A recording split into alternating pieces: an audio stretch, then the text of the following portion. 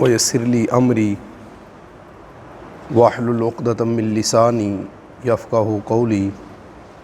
الحمد للہ رب العالمین والعاقبۃ للمتقین، الصلاۃ والسلام علی سید الانبیاء والمرسلین وعلی آلہ واصحابہ واولیاء امتہ وعلماء ملتہ اجمعین، اما بعد فاعوذ باللہ من الشیطان الرجیم۔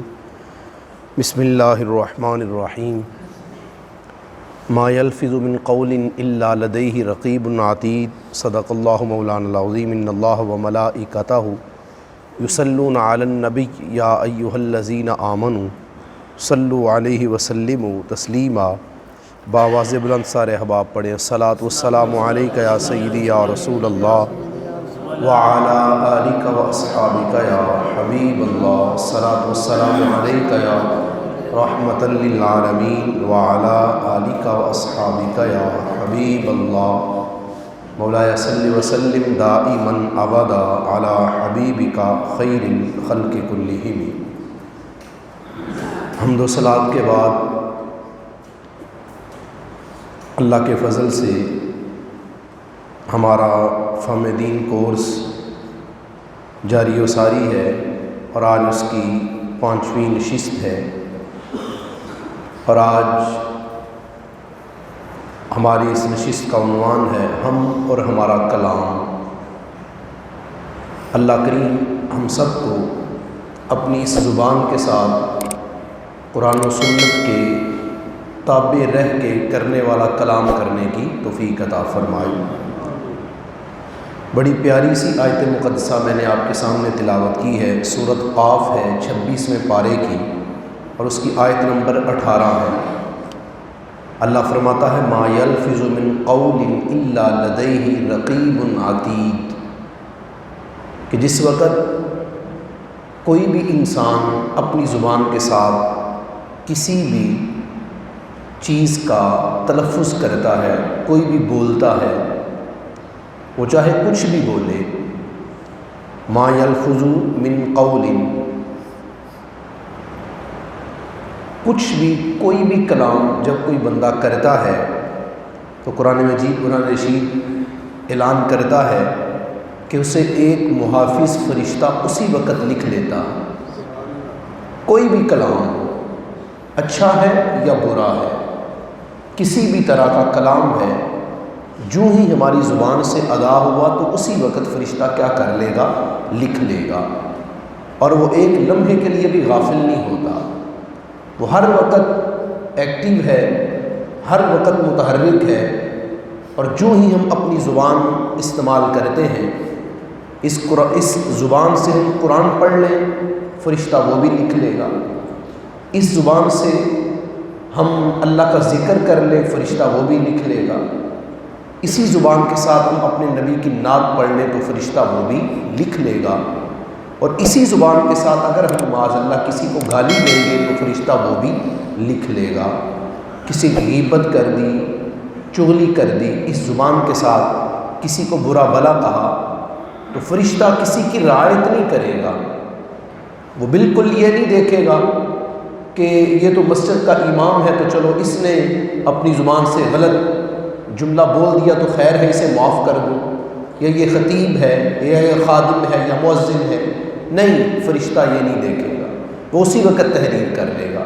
کیوں؟ اس کے لیے سب برابر ہیں، اور جس وقت اس فرشتے کی نظر میں ہم سارے برابر ہیں تو پھر ہمیں اپنے کلام کو دیکھنا ہوگا، ہمیں اپنی گفتگو کے بارے میں سوچنا ہوگا کہ ہم نے کب کیا بولا اور کس کے لیے کیا بولا۔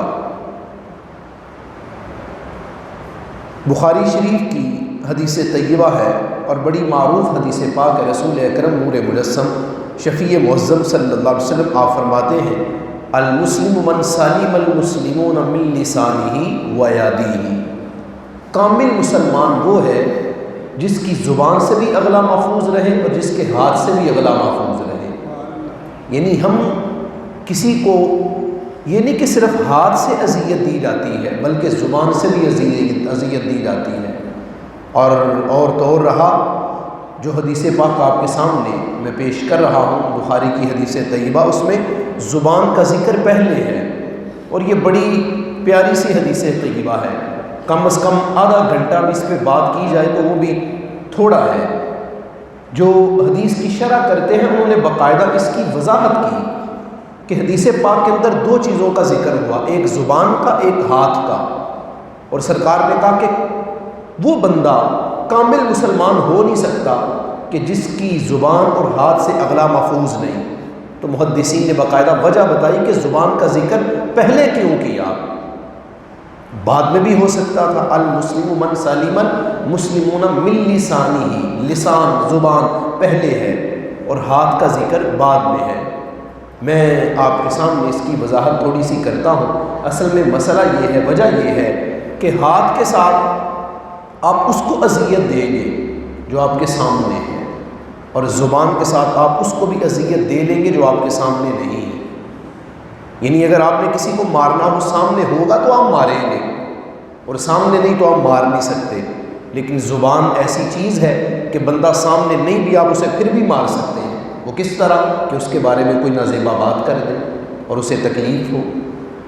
اسی طرح آپ نے گالے ہاتھ کے ساتھ تکلیف اسے دی جا سکتی ہے جو زندہ ہے، اور زبان کے ساتھ اسے بھی تکلیف دی جا سکتی ہے جو دنیا سے چلا گیا ہے۔ یعنی آپ اس کے بارے میں کوئی ایسا جملہ بولیں، نازیبا بات کریں، تو قبر میں بھی اسے اس چیز کا پتہ چلے گا کہ فلاں نے میرے بارے میں یہ جملہ کہا ہے۔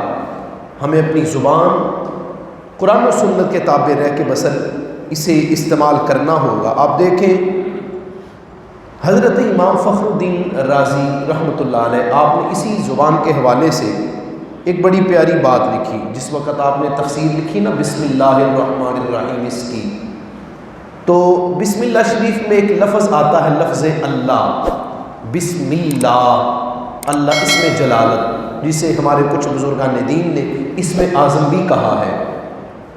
اس کے حوالے سے حضرت امام رازی رحمۃ اللہ علیہ آپ ارشاد فرماتے ہیں، قیامت کا دن ہوگا، رب ذوالجلال اپنے ایک بندے سے کہے گا اب کہ جنت میں چلا جا، جنت میں چلا جا، اور ساتھ یہ کہا جائے گا بھی عملی کا، اپنے ایک عمل کی وجہ سے۔ حالانکہ بیڑا پار اس کی رحمت کی وجہ سے لگنا ہے سب کا، لیکن اس مقام پہ امام راضی کہتے ہیں کہ اللہ اپنے اس بندے کو اس کے عمل کا حوالہ دے گا کہ اے میرے بندے اپنے ایک عمل کی وجہ سے جنت میں چلا جا۔ اب بندہ بولے گا تو آ کے کہے گا یا الہی ماذا عملت، میرے مالک میں نے ایسا کون سا عمل کیا ہے جس کی وجہ سے مجھے ابھی جنت دی جا رہی ہے، کس عمل کی بنیاد پہ، میرا ایسا کون سا عمل ہے کہ جس کی وجہ سے آج مجھے جنت میں جانے کا حکم ہو رہا ہے۔ تو آگے سے سب انسانوں کا خالق آگے سے کہے گا الست کنت نائما فی لیلۃ کذا وتقلبت جنبا الی جنب، رب کہے گا اے میرے بندے تجھے یاد نہیں، تو ایک دن سویا ہوا تھا۔ یہ دیکھیے گا یہ زبان کے ساتھ اچھے کلام کا جو کمال ہے اور اس کی جو برکت ہے، اللہ فرمائے گا میرے بندے تو ایک دن سویا ہوا تھا، اور سوئے سوئے تو نے پہلو بدلا، کروٹ بدلی، سائڈ چینج کی۔ جیسے ہم تھک جاتے ہیں ایک سائڈ پہ سوئے سوئے تو سائڈ چینج کرتے ہیں، تو اللہ فرمائے گا کہ تو سویا ہوا تھا، تو سوئے سوئے تو نے سائڈ چینج کی اور نیند تیرے پہ طاری تھی۔ وَتَقَلَّبْتَ جَنْبًا إِلَىٰ جَنْبٍ وَقُلْتَ فِي خِلَالِ ذَلِكَ اللَّهُ، تو نے سائڈ چینج کرنے کے دوران صرف ایک بار میرا نام اللہ پکارا تھا، صرف سائڈ چینج کرتے وقت۔ ثم غلبك النوم، اور سائڈ چینج کر کے پھر تیرے پہ نیند غالب آ گئی اور تو سو گیا۔ ونسیت، اور تو بھول گیا۔ وما انسا، اور میں سوتا بھی نہیں میں بھولتا بھی نہیں، تو میرا نام لے کے سو گیا اور بھول بھی گیا، لیکن مجھے ابھی بھی یاد ہے، مجھے یاد ہے، میں بھولا بھی نہیں اور میں سوتا بھی نہیں۔ آگے کہا گیا کہ ہم نے تیری اس زبان سے نکلنے والے اللہ کی وجہ سے ہی تجھے جنت دے دی ہے۔ تو یہ ہم جس وقت اپنی زبان اگر ہم اس کو مگن کر لیں قرآن کی تلاوت میں، اسی زبان کو مگن کر لیں سرکار کی نعت پڑھنے میں، اسی قرآن کو مگن کر لیں اللہ کا ذکر کرنے میں، اسی قرآن کو مگن کر لیں کسی کو نیکی کی دعوت دینے میں، اسی قرآن کو ہم اگر مگن کر لیں اچھی گفتگو میں، تو یہ یقیناً ہمارے لیے بخشش کا ذریعہ ہے۔ ایک مختصر سی حدیث پاک پیش کرتا ہوں۔ ہمارے آقا صلی اللہ علیہ وسلم آپ نے ایک دن اپنے صحابہ کرام کو اپنی طرف متوجہ کر کے کہا کہ تم میں سے جو بندہ مجھے 2 چیزوں کی حفاظت کی گارنٹی دے دے، میں اسے جنت کی گارنٹی دیتا ہوں۔ میری اور آپ کی ضمانت دینا اور گارنٹی دینا، اسے بھی بڑی ویلیو ملتی ہے، لیکن سوچے تو صحیح، جس چیز کی ضمانت سرکار دے دے تو اس کے تو پکا ہونے میں کوئی شک ہی نہیں۔ تو میرے آقا علیہ السلام نے کہا کہ 2 چیزوں کی ضمانت اور گارنٹی تم مجھے دے دو، میں تمہیں جنت کی ضمانت دیتا ہوں۔ تو عرض کی کہ یا رسول اللہ صلی اللہ علیہ وسلم کون سی؟ تو سرکار فرمانے لگے جو بندہ مجھے اپنی شرمگاہ کی اور اپنی زبان کی حفاظت کی ضمانت دے دے، میں اسے جنت کی ضمانت دیتا ہوں۔ یعنی جس بندے نے اپنی ان 2 چیزوں کو کنٹرول کر لیا اور ان کا ناجائز استعمال نہیں کیا، تو سرکار مدینہ صلی اللہ علیہ وسلم آپ کے وعدے کے مطابق وہ انسان جنتی ہے۔ کوشش کی جائے کہ جب بھی ہماری زبان کھلے اللہ کے ذکر میں کھلے، اللہ کے رسول علیہ السلام پہ درود و سلام پڑھنے کے لیے کھلے، قرآن پڑھنے کے لیے کھلے، تلاوت کے لیے کھلے، تبلیغ کے لیے کھلے، کسی کو واعظ و نصیحت کرنے کے لیے کھلے، نہ کہ ہمارے پاس فارغ وقت ہو تو ہم اس فارغ وقت میں کسی بندے کو اپنا موضوع بنا لیں اور اس کی خامیاں بیان کرنا شروع کر دیں۔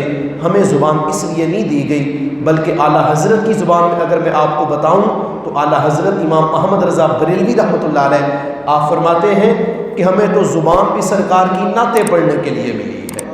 ہمارے منہوں میں زبان بھی کس کے لیے ہے؟ سرکار کی تعریفیں کرنے کے لیے ہے۔